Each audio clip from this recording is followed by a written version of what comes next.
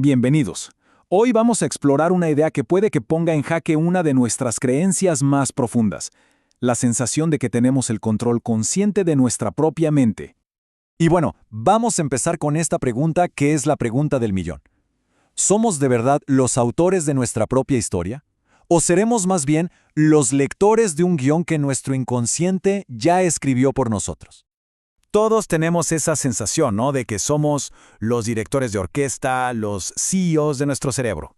Pero, ¿y si la ciencia nos dijera que la cosa no es tan así? Que hay una historia muy, pero muy diferente y hasta un poco perturbadora sobre quién está realmente al mando. Empecemos con esto. La idea de que la conciencia es solo la punta del iceberg. Ojo, que esto no es nuevo. Ya en el siglo XIX, pensadores como Helmholtz hablaban de que el cerebro hace inferencias inconscientes, o sea, que va construyendo nuestra realidad mucho antes de que nos demos por enterados. A ver, ¿qué pasaría si les dijera que es posible ver algo sin saber conscientemente que se está viendo? Parece de ciencia ficción, ¿verdad?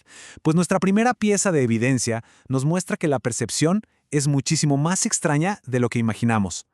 Para entender esto, primero tenemos que conocer una condición neurológica muy particular que de hecho separa el ver del saber. Se llama negligencia unilateral. Las personas que la padecen tienen una vista perfecta, pero su cerebro simple y sencillamente ignora todo lo que pasa en su lado izquierdo.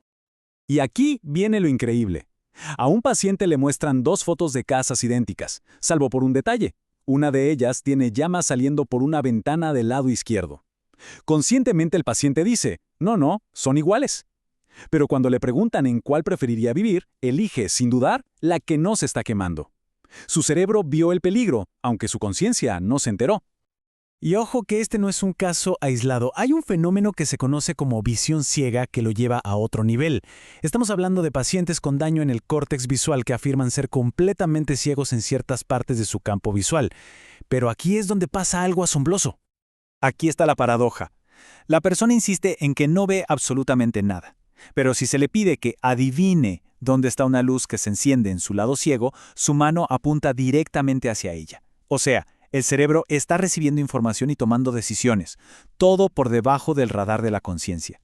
Bueno, si nuestro cerebro puede ver sin que seamos conscientes, ¿podría también actuar sin que lo decidamos conscientemente? Y con esta pregunta nos metemos de lleno en el polémico tema del libre albedrío. Esta es la gran pregunta que nos lleva a uno de los experimentos más famosos y debatidos de toda la neurociencia. Uno que de verdad pone en duda esa sensación de ser los dueños de nuestras acciones. A ver, fíjense bien en esta línea de tiempo porque es alucinante. Lo que muestra es que el cerebro, por su cuenta, inicia la actividad para mover un dedo unos 550 milisegundos antes de la acción. Pero la persona no siente el impulso consciente de moverse hasta unos 200 milisegundos antes. Esto es tremendo. Significa que, para cuando uno siente, ok, voy a mover el dedo, el cerebro ya lleva un buen rato preparando todo. Esto plantea una pregunta profunda. ¿Será que nuestra sensación de decidir es solo una historia que nos contamos después de que el cerebro ya tomó la iniciativa? Y esto no se queda en impulsos sencillos como mover un dedo. La división entre lo que la conciencia sabe y lo que el cuerpo hace se ve clarísimo en casos como el de la paciente DF, que tenía algo llamado agnosia de la forma. Miren qué locura. Si le mostraban una ranura, como la de un buzón, y le preguntaban qué forma u orientación tenía, no tenía ni idea, no podía describirla. Pero si le daban una carta y le pedían que la metiera en la ranura, su mano se orientaba perfectamente y la introducía sin ningún problema. Su mano sabía lo que su mente consciente ignoraba. Ok, ya vimos percepción y acción. Pero, ¿qué pasa con nuestros recuerdos? ¿Con la base de quiénes somos? Bueno, prepárense, porque resulta que nuestro inconsciente también es un editor bastante creativo de nuestro pasado. Para entender por qué la memoria no es tan fiable, primero hay que distinguir entre dos tipos. La declarativa, que es la que usamos para contar una historia o recordar un dato, y la procedimental, que es la que nos permite andar en bici sin pensar en cómo hacerlo. Y aquí la prueba es la paradoja del paciente amnésico. Alguien con amnesia severa puede practicar una tarea, como un rompecabezas, y mejorar cada día. Pero lo increíble es que cada día dirá, yo nunca he hecho esto antes. Su cuerpo aprende, pero su conciencia no registra ningún recuerdo de ese aprendizaje. A veces el cerebro no solo olvida, sino que para llenar esos huecos en la memoria se pone creativo. e inventa. A esto se le llama confabulación. Y no son mentiras. Son ficciones que la persona cree a pie juntillas, con una convicción total. Un paciente, por ejemplo, podría creer firmemente que es un gran maestro de ajedrez ruso. Y cuando le preguntan por qué no habla ruso, en lugar de admitir que no sabe, su cerebro inventa una explicación elaboradísima como, es que seguro me hipnotizaron para que lo olvidara.